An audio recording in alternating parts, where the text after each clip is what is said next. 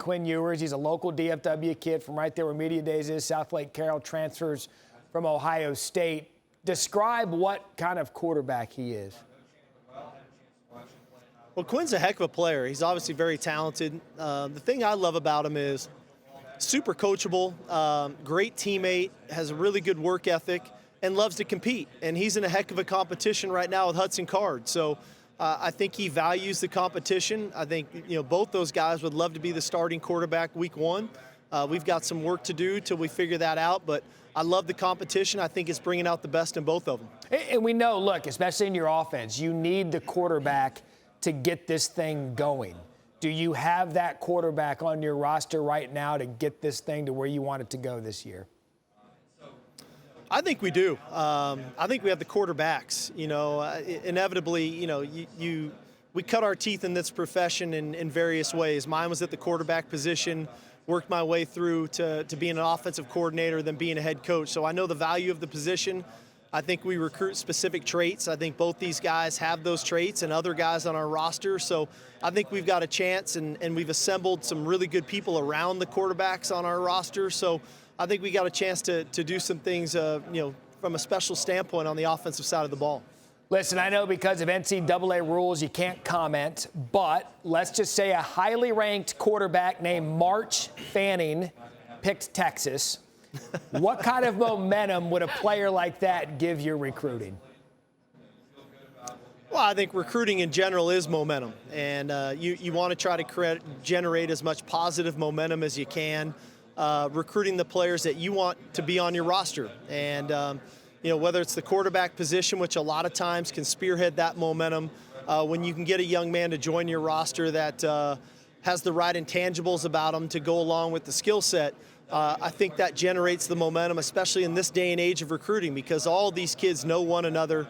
And when you can do that at that position, and that can kind of steamroll and create that momentum at the other position groups. Listen, you've been really honest, too, about having to do a roster and overall analysis with guys that you believe fit the Texas DNA that you're going to work with. How has that process gone over the last year or so? It's been great. When you think about this, we have 35 new scholarship players on our roster this year, 7 transfers, 28 freshmen out of our 85. And then to couple that with 57 players of those 85 are freshmen or sophomores. So we're a young team, but yet we've got a lot of really cool veteran leadership with a lot of the guys that I have here with me today. So I like the mix of the group. I like the leadership, but I love the talent and the hunger that these young guys bring. And I think that we've put something together that can be something pretty special for us this fall. It's funny, you listed off some of the quarterbacks in the quarterback room at USC, and then you were at Alabama, so you've been around talent along your stops. What kind of player is Bijan Robinson? Man, he's a special player. Bijan is probably one of the more versatile backs that I've ever been around. He can run between the tackles. He can get on the perimeter. He can catch the ball extremely well out of the backfield. But probably the best thing about Bijan, he's a better human being than he is a football player. And he's a guy that, we talk a lot about this day and age of name, image, and likeness. This guy's name, image, and likeness is one that everybody wants to be part of and wants to surround themselves with. And it's not something that he has to work doing. It's exactly who he is every day. Very proud of the work that he's put into it and what he means to our team, and I think what our team means to him. But I think he's poised for a really cool season. But it's the versatility, I think, that just kind of sets him apart. It was clear he fit in perfect into your system. In year one, we know it's indoctrination into your way and philosophy. What is year two?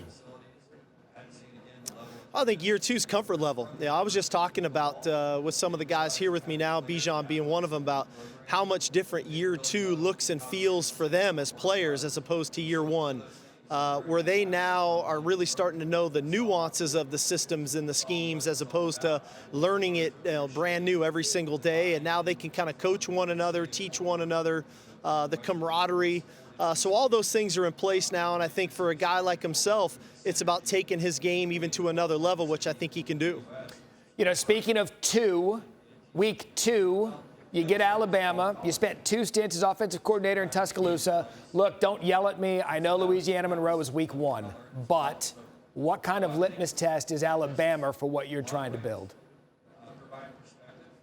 Well, I think they're they set the bar, they set the standard of college football right now. What Coach Saban's been able to do over the last 15, 16 years has been incredible.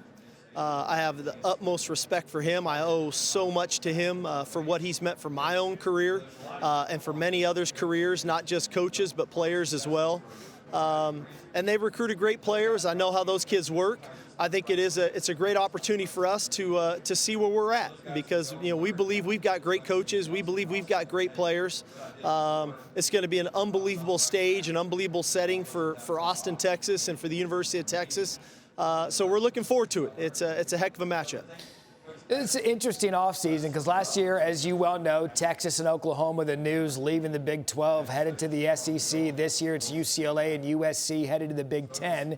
You're very familiar with what goes on at USC. I was just curious of your thoughts on where we're headed, big picture in college football.